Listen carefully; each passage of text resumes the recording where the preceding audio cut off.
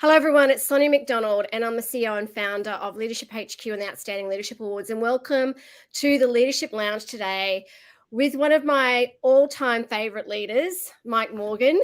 I know he'd laugh at that. He knows it's true. He knows it's true. So he's he's the Senior Vice President and Managing Director of Insight. Now, I've got this wonderful bio to read that just, everyone will now want to join Insight and work for Insight and Mike because I know firsthand he's a remarkable leader from his teams. Mike empowers and enables his teammates across Asia Pacific to build meaningful connections and help businesses run smarter. Mike's success comes from a belief in people and a strength in crafting, articulating strategy and vision in a way that attracts, retains, inspires and engages the best and brightest people in the industry. Mike joined Insight in 2017 after watching the business grow from strength to strength and wanting to join a business uniquely placed to take advantage of the new opportunities in the rapidly changing IT environment. Mike has always been a passionate technologist and began his career in the IT industry straight out of school as an analyst programmer. Mike has over 30 years experience in a range of leadership, senior consulting, business development, and practice management roles. He's an accomplished business leader who successfully led and grown a number of major brands in the Australasian IT services, for instance, like Empire, and holds an MBA from Macquarie University. He's also a judge in our Outstanding Leadership Awards, and he was also winner of CEO of the Year, which I was so proud of him, in 2022 at the Outstanding Leadership Awards. And welcome to our Leadership Lounge, where we're going to talk everything leadership. Fabulous, my favourite subject. I'm well, thank you, Sonia. It's a pleasure to be here. Thank you, and looking forward to everyone asking some questions or making some comments as part of our live and podcast today. Okay, so I've got some great questions to ask you about leadership because I know Mike's really passionate about leadership. Okay, so looking back on your life, what events, experiences, or people made a difference to where you are today? Yeah, gosh, I could tell you the full life story to answer that question, because I think everybody that I've come across in my life, from my parents, my grandparents, my teachers at school, the captains of my sporting teams, they were all people that had a big impact on me and really started my passion for leadership, because I've always been interested in, I'm quite a competitive person and I do like my sport, and I've always been interested in the role that leadership plays in bringing talented individuals together to get performance that they couldn't get by themselves. So as my journey's progressed through my career, I've continued to be drawn to people who do that better than others and try to learn from them. Is there any particular story that stands out to you? Like my grade 7 teacher is someone that definitely stood out to me. Is there anyone that you kind of think back on a story that stood out to you? Look, I'd say my grandmother is actually the one that had the best impact on me, because she was always my biggest fan. And when you're from a child or a teenager and you're filled with doubts and you look at things that you want to do but you think, oh, that's just not me, or I'm not capable, she was always the one that said, you can do anything you want to do, just back yourself. And if you're hungry enough and you're humble enough and you really put the effort into learning, then as long as you get 1% better every day, you'll be 100% better in 100 days. So why don't you just give it a go? And so that was the most impactful for setting my philosophy throughout my life, I think. Very wise woman. Very wise. Yeah, she sounds amazing. It's so great when you look back in your life and those people that have made an impact, and it's about how we can make an impact as well now as great leaders. Yeah, that ripple effect. So as you know, the awards, which you have been incredibly wonderful and your support, are all about celebrating and showcasing courageous, inclusive, empathetic leaders and leadership. I mean, what does that mean to you when you think about leadership, from being courageous and being kind and being inclusive? And I mean, I believe that empathy is in kind of the new leadership style that's kind of, since COVID in particular, has been a real focal point for many. But what does it mean to you? Yeah, I'd say that empathy has always been at the center of good leadership. I think it was tested very heavily during COVID for sure. And some were found out and some really rose to the fore. But for me, I think at the heart of leadership is if you aspire to be a leader because it's all about you, that's a very hard road to take. And I think the secret source of leadership is that once you understand that the job is to make people is to find people who are smarter than you and to give them opportunities to demonstrate their smartness and then provide opportunities to enhance that and allow them to grow, then you get scale. But when you put yourself at the center of the world and you try to be the smartest person in the room, it doesn't scale very quickly at all. So I think the key to being courageous is for me is almost making sure I check my ego at the door every day, and it never becomes about me. And then that allows you to genuinely turn up each day thinking, of the 100 different decisions that you can make in the day, the best test is what's the best for our teammates, and then what's the best for our business and our clients, and then the rest of it sort of takes care of itself. So it's almost I really subscribe to the servant leadership philosophy, and that's my reason for that, is that I think it scales well and it allows you to just be an accelerant to people who are smart rather than trying to be the person with all the answers. I love that. Yeah, it's about empowering smart people. And I think we make leadership bigger than what it is. I think we can make it about role or title, and it's not about role or title. It's about an attitude, but it's also about how we can inspire others to be more and do more and learn more. And I think for me, particularly around the leadership awards, which we launched, back in 2019, our whole premise around it, our whole mission and dream around it was that we wanted to showcase more role models. Like if we can showcase more role models like yourself and like all the hundreds of leaders that have been nominated and been finalists, and it's about, I think our generations of today and tomorrow need to see more of those role models, and that is a leadership style. Leadership isn't about being, directive or aggressive. It's about about yourself. It's not about, oh, I've got the title, and it is about others. And I think, I agree. Empathy's always been at the forefront of leadership, and I agree it was tested during COVID because we saw the best and worst of leaders, didn't we? Yeah, and I think that to that point, I was being involved with your organisation and being involved as a judge in the awards. Selfishly, the thing that I get the biggest kick out of being involved in is I get to read all of the stories, and like I'm a daily learner, so I love the stories when you hear about not so much the financial metrics and the accolades are impressive and important, but the stories about how someone allowed a team to grow or allowed people who were in the shadows to come into the light and be amazing, they're the ones that really grab my attention as a judge through that process, because I think that really demonstrates what leadership can be at its most positive and its best. Yeah, it is. And that's what it is about, really. And it is about those stories and those people and how we make a difference. And it's interesting, even when people submit nominations in, they do always ask us, do you want, lots about our results and financials? And we always respond back, if you feel if you'd like to talk about that, that's fair enough. But I know, and the judges, in terms of how they're going to be looking at your submissions, it's not about the financials. It's really very much around how you're making a difference and impact around leadership, and how you're demonstrating how you're being a great team or organization through making a difference with people. So I think that's really important. Okay, so why does leadership matter to you, and how does it play a part in your life as well?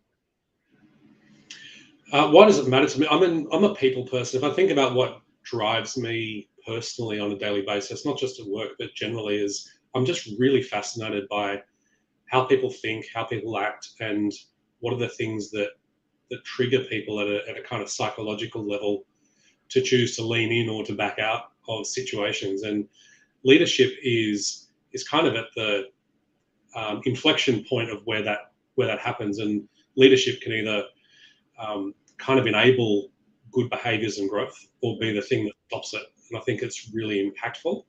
And for me, having impact on people is what I get my biggest kick out of.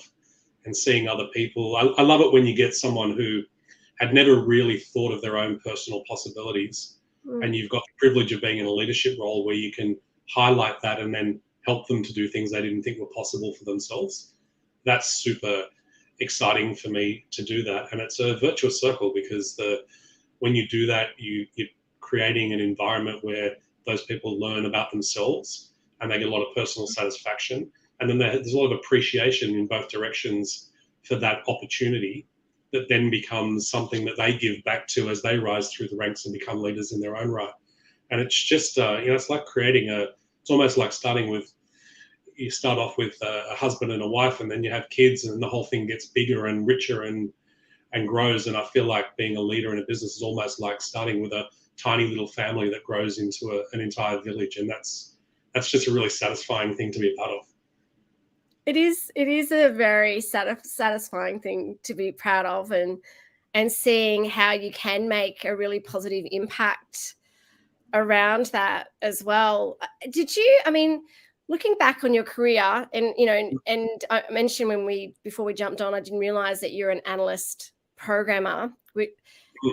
Did you even back then think to yourself, did you ever kind of think to yourself, okay, even though I'm in this role as an analyst programmer, did you see yourself as a leader back then? Did you kind of go, okay, I want to be a great leader. I know leadership's not about a role or title. It's about behavior and action. Were you conscious about leadership then? Because I know you just said you're a daily learner. Yeah. Did you even start learning about leadership back then as well?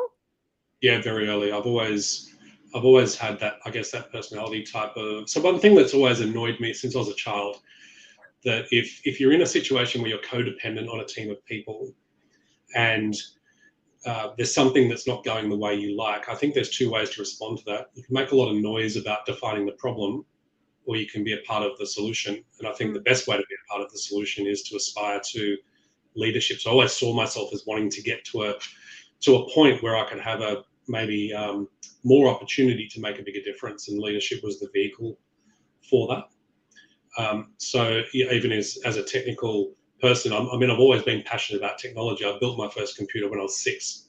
So that was my hobby. And I'd never for a moment thought in those days that could be an actual career. I just thought it was something I did in my spare time for fun because I found it interesting. But to make a career out of it, it's just, absolutely like winning the lottery. So I went into that on the basis of my passion for technology. But then, of course, when you get into that, technology is a very kind of scientific thing that I was involved in. But as soon as you do that, you realize I was working in a bank and I was surrounded by a team of other people doing what I did. And then we had a bigger team of business people who were trying to get business outcomes for a bank. And before you know it, it's no longer about the technology. It's about influence and compromise and arm wrestling between different agendas and different motivations and different psychological profiles. So before you know it, you realize it's working even in that technical environment. There's more psychology that determines success than just being good at technology. And that really was when I woke up and thought, I think I can have the best of both worlds. I can have my love of technology, which I've never lost, but I can really lean into this human psychology piece, and the ultimate expression of that for me was leadership. Did someone help you build this computer when you were 6? Or? No. The world of technology, showing my age, but the world of technology back then was really quite different to what it is today. The only way you could really have a computer in the home was to build it. So it was just it was a hobby. It was kind of a quirky hobbyist thing that you would do in those days. That is wow. I'd love to see some pictures if you have any of that. That's pretty amazing. And yeah, I love the fact that you were really cognizant at an early age about obviously those two passions, and today you're able to combine those, and you've got the lottery in terms of those two passions coming and aligning together. I know that I keep saying when I'm in, when we're doing any kind of teaching in this leadership space, if I had a time machine, maybe we could build a time machine. That would be next good thing. Yeah. I would actually love to go. I would go. Definitely one thing I'd do if I went back to my younger self is to say, start learning leadership now and start learning this whole thing about self-awareness and human psychology. It would make and that's why I love the fact so many young people today are so much more aware of Yeah. this leadership space. I wasn't, because we weren't taught it at school. I don't know if you were taught it at school, but it wasn't really a thing back then. It was kind of, Yeah. you thought leadership was you had to be prime minister or a CEO. And Yeah. so it's, everyone that's listening, please start learning leadership now. You can learn it at any age, but it's, it's just so fundamental, and it's so great to hear you learn it early on. I think that's changed because the concept of leadership, certainly when I was growing up, leadership I had equated with seniority. That leadership was kind of a very lofty step in a series of steps of progression, that you became more senior, you became the leader. But we've learned much more, I think, a much more nuanced view of that there's self-leadership, there's team leadership. We have leaders in our business that don't have direct reports, but they are leaders because they have a different set of skills, but they're pulling together people that they have no referential influence over, but they certainly have to have influence to get results. Yeah. And they need to inspire people, and they need to look out for people. So they're leaders as well. And then leadership is nowhere near as cookie cutter as certainly what I thought it was when I was much younger. It is far more nuanced. It's far more pervasive across. It's certainly not hierarchy related as I believed it was when I was younger. Yeah, me too. I absolutely thought that as well. And I'm glad to see there's a real shift around that, and people are really more embracing the fact that leadership can be anywhere. That's why, to be honest, and I love that that Undercover Boss show. You know how they dress up and they go in and try and find those people within the organizations and their businesses who are out there actually making a difference. And don't ask me how they don't recognize them. Like, they just stick on a moustache and go around, go, hey. And I was like, anyway, it doesn't matter. So any leadership challenges? Are you facing any at the moment, or have you faced any in the past? Or have you overcome, like, what's been some challenges you faced from a leadership perspective, and how have you overcome them?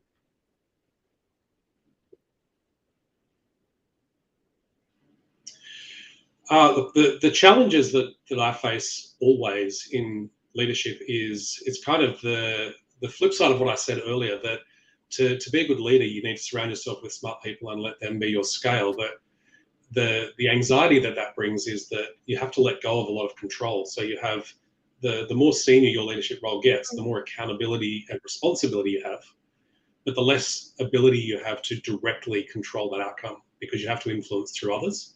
And that requires a lot of trust and a lot of active coaching and clear goal setting and clear objective setting. But it's really not within my control. So if I think in my business, we've got a really wildly successful business here in APAC at Insight, but ultimately that success is really dependent upon my CFO doing her job very well, my country managers running their countries extremely well. And if all of that, if they stopped doing that, my job is to help them to get back on track. It's not to step in and do it for them.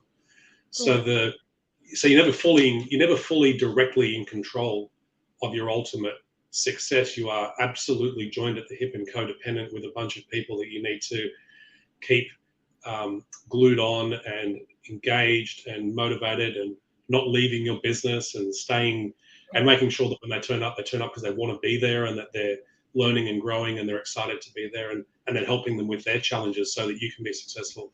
So that would be almost exclusively the biggest leadership challenges that I face, is just not being able to dictate the outcome as it suits me, because you've got a whole growing range of stakeholders that need to be considered that are not me. But I'm totally dependent on them for my success. Yeah, absolutely, because you're only as good as your team, right? You know, it's so important. I mean, what do you think in terms of, if thinking and reflecting on that, what do you think? Is there any kind of, not that I think there's a magic pill to anything, but is there anything that you feel has made a difference, that therefore you know that the kind of the wheels are, going, like, everything's kind of working together? What do you think is kind of that, some of those key things that you think have made a difference? So therefore you have got the country manager and the CFO and everyone, even though you're saying that you are dependent on them, which is absolutely right. But what do you think it is about the fact that you all are working so well together? Yeah, I think it's, I'd say at a philosophical level, it's transparency and humility. Yeah. And my team, if you asked my team, they'd say there's one thing they say that drives them nuts about me is that sometimes they just want to be told what to do. And I'm not the sort of leader that does that. I'm not very directive as a leader. I'm far more visionary and coaching. And the Yeah. reason I do that is I see that as playing the long game. That whilst it's convenient for one of my leaders to come and say, I've got three options, here's what they are, can you tell me which one I should pick? My answer will always be, well, tell me the merits of all three and tell me which one you're recommending. And then I don't actually care what the answer is because I would rather it be something that they're passionate and believe in and then support them to make that work. Of course, I'll Mm. provide input if I can about the relative merits of those options, but I want it to be their decision with my support, not my decision and they're doing what I told them to. Because I think over time, if you adopt that approach too often, then they end up executing your agenda.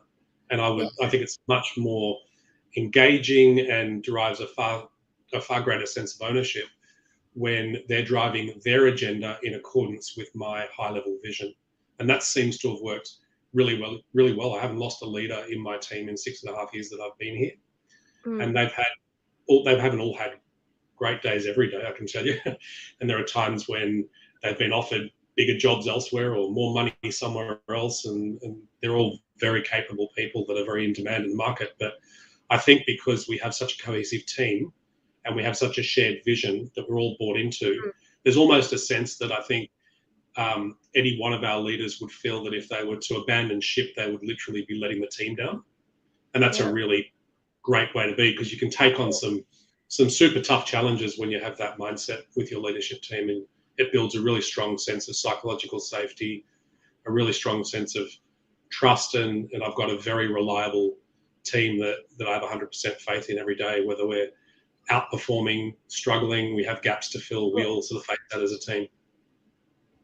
That's actually that's a great testament to that leadership, right? Because the thing is, it is about yeah, it is. A lot of leaders that we've worked with for many years, they do think leadership is about being very directive. And look, I think that with any sort of leadership style and understanding leadership style is really important, but sometimes you do have to adapt. Yeah, fair enough. If there's a fire, you'd have to be quite directive. You wouldn't go, oh, okay, what are the three? Yeah, but I understand, like, it has to be situational. However, if you're taking on that coach and visionary style, which I love, when they come up with, when you go, okay, tell me what are the three options, and what do you think in terms of merit and things, they're owning it because they're the Yeah, ones who made, it's that buy-in is, if they get a lot more buy-in when they've made that choice versus you directing them what you think. Yeah. yeah. And then the success is theirs, but also if it doesn't work out, it also means the learnings are far more real as well because they've been involved in the decision. It's very easy if something doesn't work out and it was my decision for people in the team to say, well, I never believed in that in the first place. I could have told you that wasn't going to work, which is not particularly helpful. But if someone's kind of had a well articulated plan that we've tested together, and Mm. life happens and it doesn't execute to the expectations that they expected, then we sit down together and go, okay, well, what would we have done differently now with the benefit of hindsight, and how can we learn from that? And let's move to the next decision and be a little bit better. And as long as we're improving, and that's the mantra for my team is I don't expect perfection and stellar results. I expect improvement every year. We should be sitting down, as we do as a leadership team in our strategy every year. We start that session by looking at the year that's gone. We do it in our quarterly reviews as well. And we don't just celebrate our successes. We also look back and say, even for the things that have gone well, have we learned anything that meant they could have gone better? Were there any unintended casualties along the way that could have been avoided if we thought a bit more broadly? And it just allows us to continue to grow as a team. Yeah, that's really powerful. That's for everyone that's listening. That's some really great insights there, and some great takeaways. What skills do you think need today for tomorrow, or essentially need today? So, what do you Yeah, think? Yeah, certainly changing. One thing that I think one of the biggest struggles that we had through the pandemic is it really made it very difficult for leaders who have a style that they need to watch their people between 9 and 5 in the office every single day, and that their measure of success was attendance, not outcome. Or they may have been quite directive and very in-person directive, and suddenly they needed to have a new set of skills where they can set goals and trust that a person's getting what they need and that the outcome is what we'll evaluate, not the input. So that's, I think, the days of that style of leader, which we could accommodate before COVID because everyone was in the same place and you kind of build a group mentality. But now in our industry where, if we insisted upon everybody coming back to the office, we'd probably lose 40% of our workforce in the first week. It's just not an option for us. So it's a different set of skills required. You have to really get deeper into understanding what it is you're trying to achieve and being able to execute that through multiple modes. You may be managing people who live in different cities or don't even live in cities, who are very important to your business, understand their needs.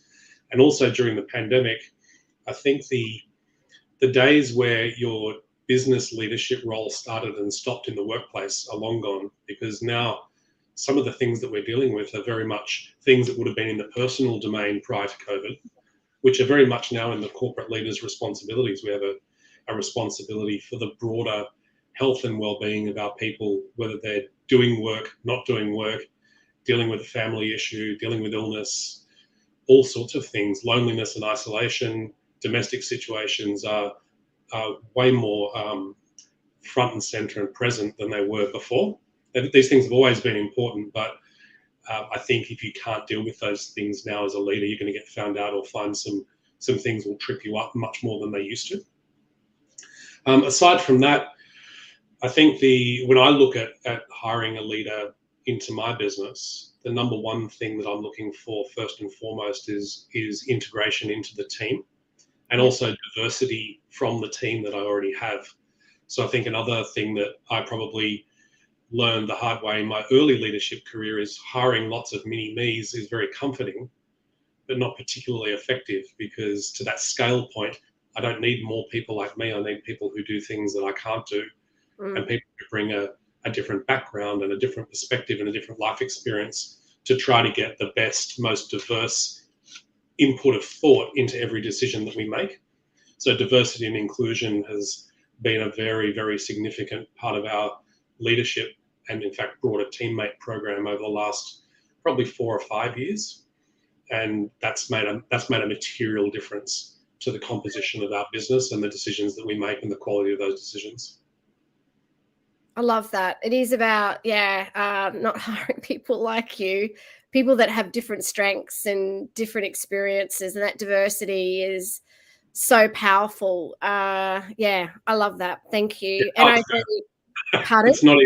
It's hard to do because you almost have to fight your natural instinct, because you tend to like people who have your background, you have shared experiences and do the things that you do. But you have to fight that.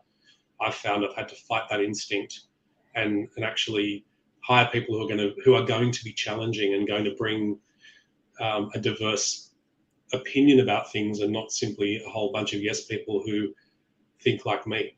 It's just not a great way to scale or enhance a business. Yeah. That unconscious bias is really alive and well, isn't it? It's if I met someone in an interview and they went to the same university as me, for instance, I'd already think highly of them. I'm like, oh, you're already a superstar. You went to but it's and also if they are similar in, say, personality, like, you do because you're comfortable with that. You kind of. But it is really important that you do hire people around you who are different to you and are going to challenge the status quo and think differently. Yeah. And that's how I found the best teams. The best high performance teams are the ones that are diverse, and also they're able to call each other out as well. Like, have that trust there, that psychological safety, and also I think values alignment is key. If they might be different.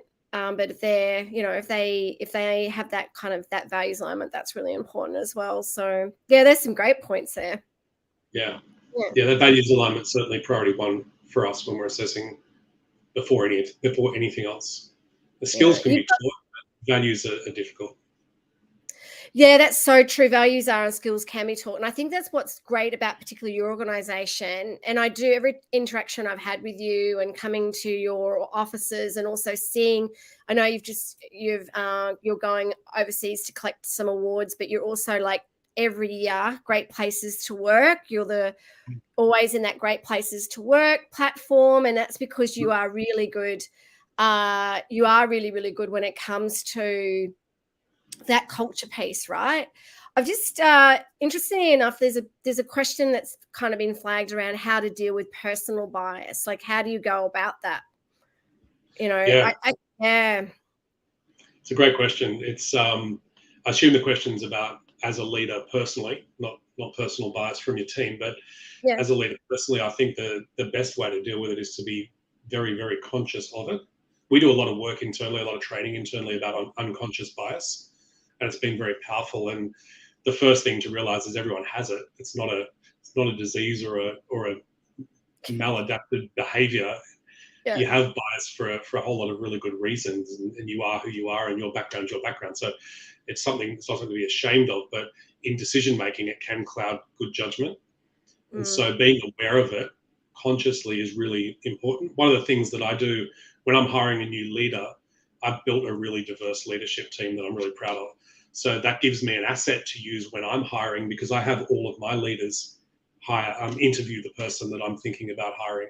And so once you build a diverse team, the diverse team will bring the diversity to the interviewing process, because every time I've done it, and I've hired some really superstars into the business, but I don't think I've ever hired one where everyone universally said, yeah, they're awesome.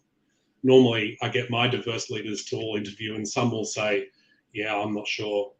I didn't relate to this and I didn't relate to that.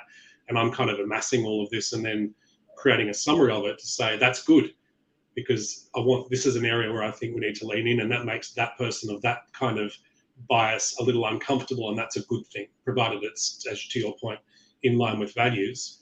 The challenge can be really productive. And mm. so once you build a diverse team, you can use that diverse team to kind of bring perspective over and above your own personal biases as well.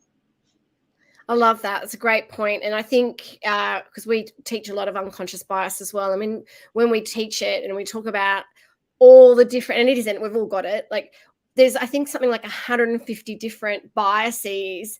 Yeah, People at our workshops go, wow. Like, yeah. And then they read through all of them going, I didn't know about this one. Oh, I knew about this one, like confirmation bias yeah, or the halo effect or whatever.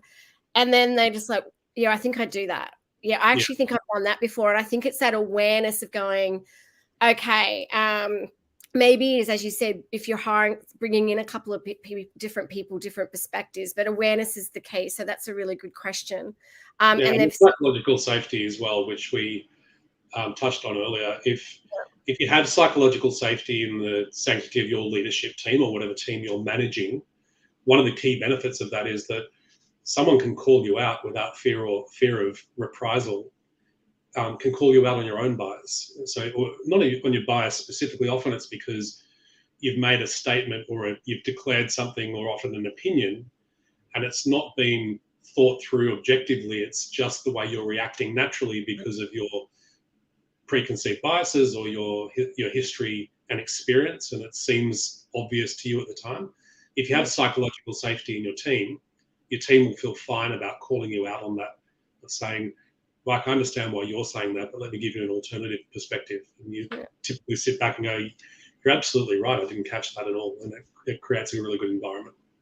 okay, yeah, it creates a great environment when you've got that psychological safety, which again is huge at the moment. So make sure you read up on that as well, unconscious bias, and Amy Edmondson's work on on psychological safety. Mm-hmm. I mean, how would you define a great leader, or who do you regard as a great leader? Like, how would you define a great leader? Gosh, I think it's probably a controversial example, but I'm a big cricket fan. And so I look at Pat Cummins, the current Australian cricket captain, and his appointment was super controversial because he's a fast bowler, and there's a general rule that you don't overburden fast bowlers with the addition of captaincy. And he was not an experienced captain. Australia's reputation was somewhat in the toilet after the Sandpaper Gate scandal. And I think, he walked into that role with everything against him. But the way that he's galvanized that team and he's got them operating again as not a group of individuals, but putting the team ahead of the individuals has been a real turnaround in that team's performance. And I think you've seen with the controversy that we've had recently in the second Ashes test, the team has swung behind him 100%. And that kind of shows that they've all got each other's back. And I think the team feels that Pat Cummins as their leader has their back, and you'll never hear a bad word from him about a member of his team. He won't throw his team members under buses. He won't tolerate bad behavior. And he started the rebuild of that team with the basic principles that we've spoken about, the values, the importance of wearing the baggy green, why we're all doing it. It's a privilege to be a part of the team, and we need to respect that.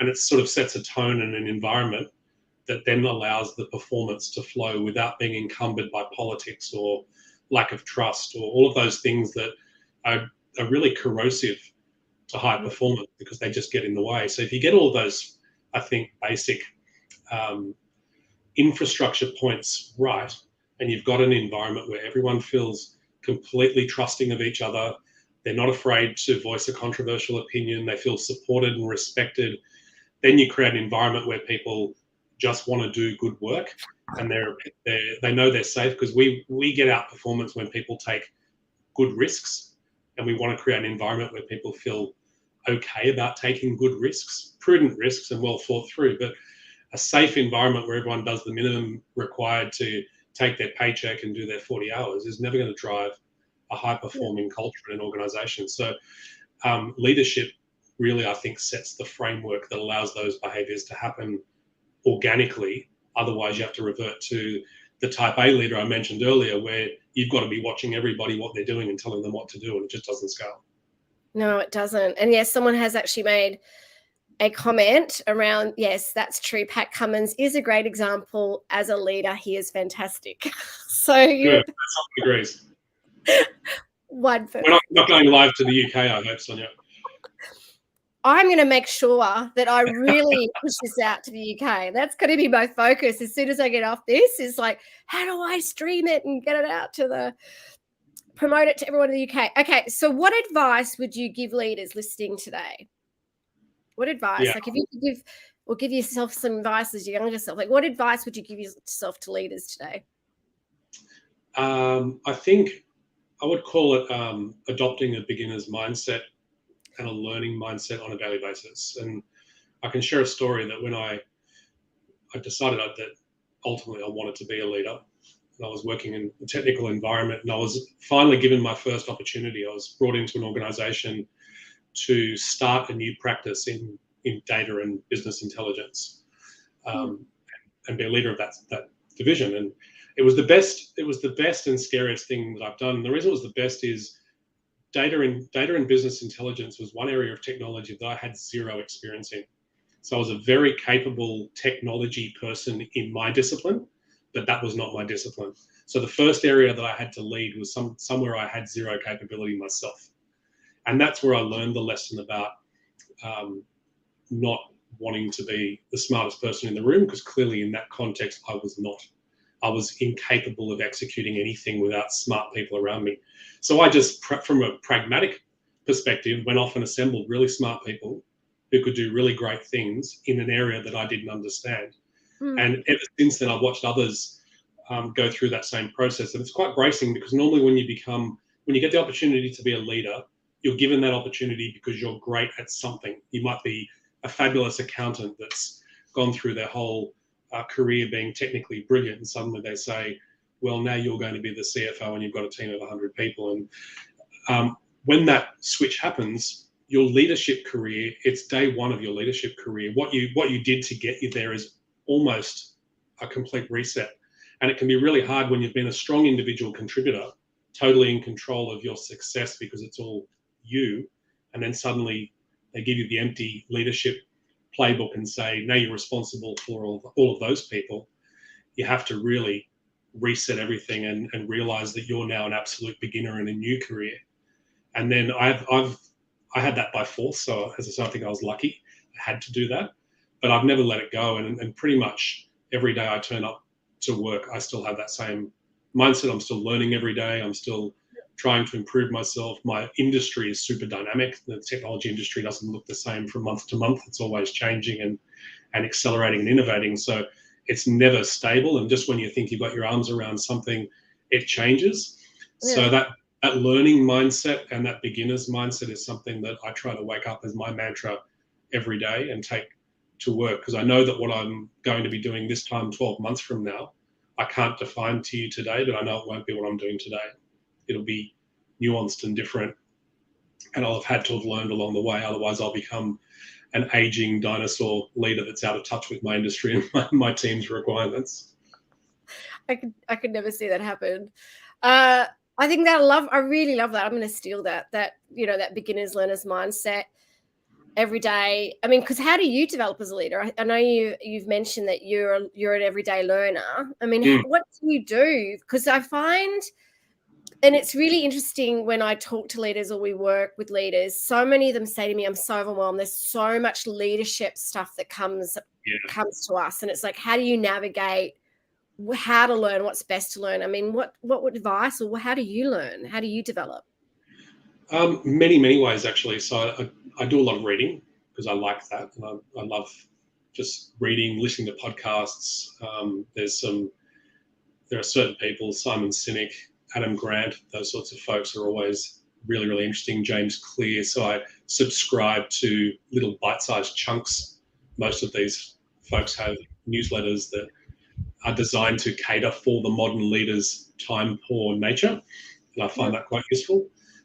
Late last year, I completed the advanced management program at INSEAD in Europe, and that was the first piece of formal university education I've done since my MBA many years ago. So that just sort of felt like I needed to augment what I've been doing organically with something a little more, take myself out of the business and see and have time to reflect, which is the real benefit of that program. And also to share, the other benefit of that program actually was sharing stories with leaders from all over the world in different industries, which is a really nice way, because when you get too cocooned in your own industry with your own cohort, you end up talking in an echo chamber.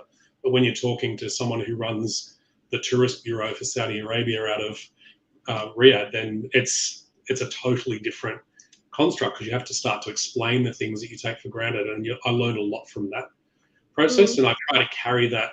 I'm still in touch with all of my cohort from that program post, and we still share stories. And now when I engage, whether it's a barbecue with friends, I try to understand how people deal with leadership at different levels in different industries and contexts, because I think it gives you the ability to step outside your world when it starts to feel comfortable and safe, and that's where you sort of find those real nuggets of learning.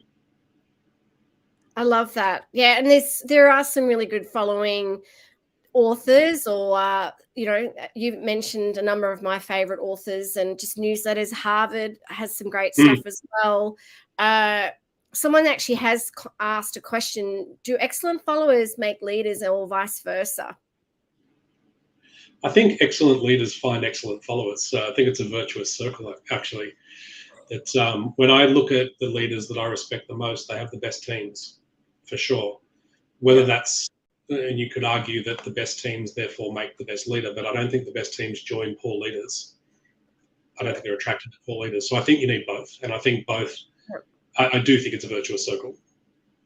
I do as well. I always say to people that you need to be a great follower to be a great leader. Like it does make a difference. So yeah, it's a great question. So thank you for asking it. Because I follow great people like yourself. So I believe that, we all kind of learn. It's about surrounding yourself with people that are great, because what do they say? You're the average of, is it 5 or 6 people or something that you spend, or because if you think about what you decide to put your attention or follow, it's kind of everything's getting hardwired and you're learning. That's how you learn. So, and it does end up coming out in you. So make sure you surround yourself with great knowledge and great people. It makes a huge difference. So, so challenging yourself to get out of that 5 or 6 people you spend most of your time with as a leader. One piece of advice I would give us, so right before this call, every week I do a welcome Teams call to all the new starters in the week. And at the moment, we're typically adding 10 to 12 people a week to our business across the region. and it's just me with them. It's 15 minutes to say hi, and it absolutely astounds me. And I had it again on the call just before this one, when they get on board and they say, I'm really I'm overwhelmed and excited to be on a call with you because I've worked for so many companies in this industry and I've never met the boss before. And I'm like, that's crazy. As I say to them, my company doesn't make anything or have any assets. We're a bunch of offices with a bunch of people. And so the only thing in my business is people doing great work for our clients. So if the leader of a business that has that as their core asset has something more important to do than connect with every person that's doing that, then I think the priorities are upside down. But it also is a constant reminder to me of the fact that if I spend all my time with my executive leadership team, we're missing a real opportunity, because the people across the business, when they think, and the people who are doing the work for our clients across the region, when they think about what makes Insight a great place to work and what the culture is, a 5-minute conversation where I'm genuinely interested in who they are, what they do, and why they do it is super impactful for them. And they'll recount those stories to me when I'm in their offices 6 months later. And it's kind of how you create and feed and water the culture that they're creating on the ground. Just shows you care. I mean, that you want to connection and caring for others is key. So Yeah, I love that you do that. Excellent. Well, thank you. So, is there anything else that you'd love to close off with today? If you'd love to know more about Insight, make sure you go and check out their amazing company.